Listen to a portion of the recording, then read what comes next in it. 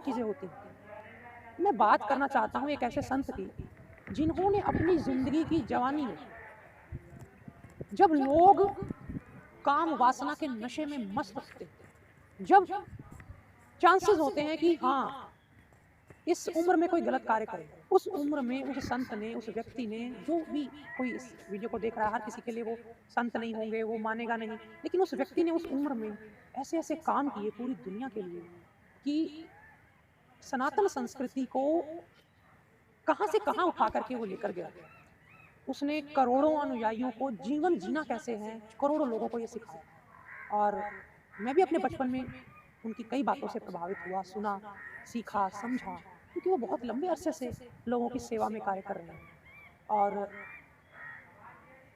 उस उम्र में, जब भटकने की उम्र होती है, उसमें उन्होंने तपस्या का मार्ग चुना और एक ऐसी ढलान पर आते-आते, उम्र की ऐसे पड़ाव पर आकर के कुछ इल्ज़ाम लगे, कुछ बातें निकल कर के आई, कुछ चीज़ें हुई। बहुत लोगों को उनसे प्रेम है, बहुत लोगों को उनसे प्रेम नहीं भी।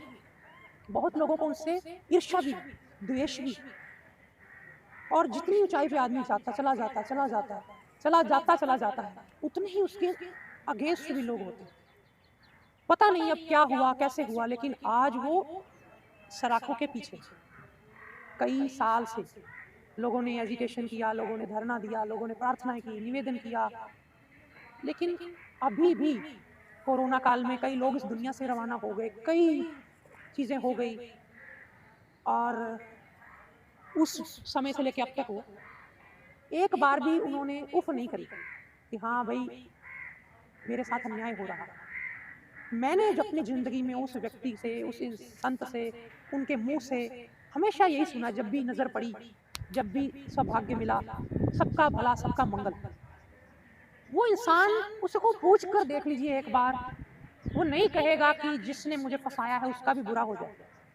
शायद उनके अनुयायी दुखी होंगे, वो कइयों के मुख से बद्दुआ निकल रही होगी, कई कुछ कह रहे होंगे। उस व्यक्ति को जाके पूछिए, वो कहेगा नहीं, सब खुश रहो, सबका भला हो, सबका मंगल हो। ऐसे कार्य उनके द्वारा ज़िंदगी में हुए हैं। धर्मांतरण को रोकना, लोगों को भंडारा लगा के जहाँ गरीब आदिवासी लोगों को अनाज बाँटना, पढ़ाना-लिखाना बच्चों को फ्री में, और दवाई, दारू जितना कोई कर सकता है। देखो, पूरी दुनिया एक इंसान नहीं चला सकता, लेकिन अपनी हिम्मत उन्होंने पूरी दिखाई। और जहाँ आज पद्मश्री मिल रहा है, जहाँ आज अच्छे कार्य करने वालों को सराहा जा रहा है, वहाँ एक रंजिश। अब बार-बार मैं ये चीज़ कह रहा हूँ, बार-बार ये चीज़ कह रहा हूँ, मैं न्याय व्यवस्था पे उँगली नहीं उठा रहा, लेकिन मेरा एक डेमोक्रेटिक राइट है कि अगर मुझे कोई व्यक्ति सही लगता है, मैं पुकार करूँ, मैं उनके अनुयायियों से प्रार्थना करूँ पहले। आपका अपने घर वापस बैठ जाना नहीं बनता। आपको किसने कहा कि आप अपने घर बैठ जाएँ? अब मैं ये नहीं कह रहा कि आप सड़कों पे आकर बैठ जाएँ। बात रखने के कई ढंग होते हैं। एक तो है धरना, प्रदर्शन। आप उन सब से हटकर बहुत कुछ कर सकते हैं। आपके बापू ने जो कार्य किए, आप उन्हें आगे बढ़ाइए। आप सरकार का हाथ बटाइए, जहाँ जो सरकार जहाँ जिस स्कूल को नहीं चला पा रही, आप वहाँ खड़े होकर उनकी मदद करके उस स्कूल को बेहतर बनाइए, वहाँ शिक्षा व्यवस्था बेहतर बनाइए, उसकी टूटी इमारत का थोड़ा निर्माण कराइए। वहाँ जहाँ कोई विद्या नहीं पहुँच रही, कोई पानी नहीं पहुँच रहा, कोई चिकित्सा नहीं पहुँच रही, आप वहाँ पे अपनी सेवाएँ पहुँचाइए। और अगर कोई पूछे कि ये सेवाएँ किसकी तरफ से हैं, तो आप बता दीजिए कि हमारे निर्दोष बापू की तरफ से। हर घर में, हर गली में जहाँ आपकी सेवा पहुँच सकती है, उस सेवा के ज़रिए अपना प्रदर्शन करिए। आप गुरु ने आपको इतना प्यार दिया है, आप उसकी कीमत अगर चुकाना भी चाहें तो नहीं चुका सकते। ये गुरु का स्वभाव होता है। और मैं देख रहा हूँ उनका जोश ठंडा पड़ रहा है, साधकों का उनके लिए। ये सही बात नहीं है। आपको पुनः अपने अंदर प्राण, वो प्रेम से ही फूँके जा सकते हैं प्राण दोबारा से आपके वो मिशन में। तो आप उस प्रेम को भुलाइए नहीं, उसको धीमा ना पड़ने दें उस आँच को। आप अपनी कोशिश जारी रखें। मैं सरकारों से भी प्रार्थना करूँ, मैं न्यायपालिका से, जो इस वीडियो को सुन रहा है, मेरी मंशा बड़ी नेक है। पुनर्विचार किया जा सकता है, क्योंकि हम ये नहीं कह सकते कि हम हर हमेशा हर इंसान सच्चा ही है, और ये भी नहीं कह सकते कि हर कोई झूठा ही है। गलती चूक किसी से भी हो सकती है।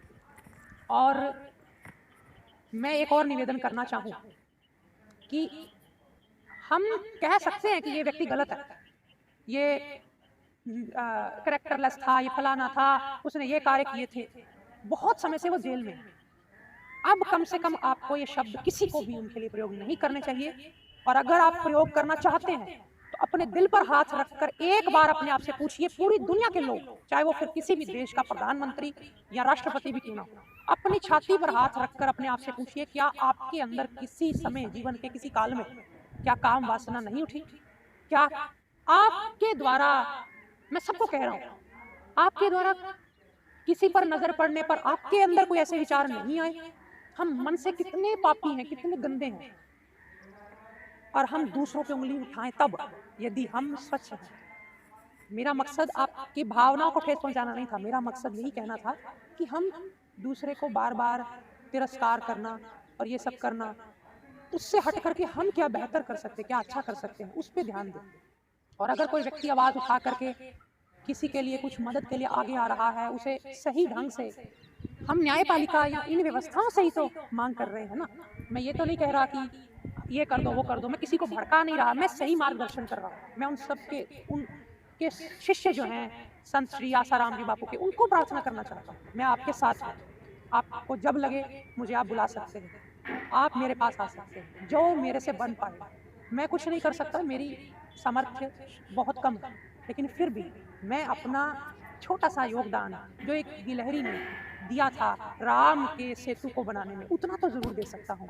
इतना स्वाभिमान, इतना मेरे भीतर संकल्प को, इतना प्रेम मैं रखता हूँ। और आप सबके लिए मेरे मन में बहुत प्रेम है। आप सब बहुत अच्छा कार्य कर रहे हैं, उसे आगे बढ़ाइए, अच्छाई से लोगों को बताइए कि वो कौन है, अपने जीवन की रोशनी से बताइए कि वो कौन है, उन्होंने दूसरों के लिए क्या किया, कौन सही है कौन गलत है, इसका न्याय ईश्वर अपने आप करेगा बहुत जल्द। ऐसी मैं प्रार्थना करूं भगवान से भी, और जो मेरी इस वीडियो को सुन रहे हैं उनके दिलों तक मेरी बात पहुंचे, ऐसी कामना। नमस्कार।